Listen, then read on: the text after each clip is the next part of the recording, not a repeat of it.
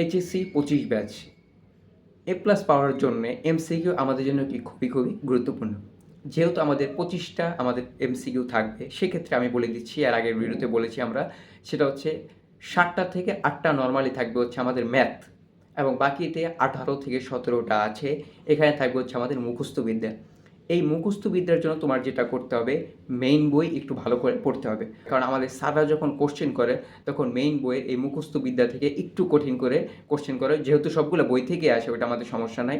আর বাকি যে 7 থেকে 8টা আমাদের যে ম্যাথ রিলেটেড থাকবে, এটার ক্ষেত্রে তোমরা যেটা করবে যে আমাদের এইচএসসি 25 ব্যাচের যে অধ্যায়গুলো আছে আমাদের শর্ট সিলেবাস হিসেবে, ওই অধ্যায়ের সূত্র যত আছে, অর্থাৎ প্রত্যেকটা অধ্যায়ের সূত্র মুখস্থ করার পর আমাদের টেস্ট পেপার নিব। টেস্ট পেপার নেওয়ার পর এই যে 7 থেকে 8টা এমসিকিউ ম্যাথ রিলেটেড আছে, এগুলো সলভ করে যাওয়া।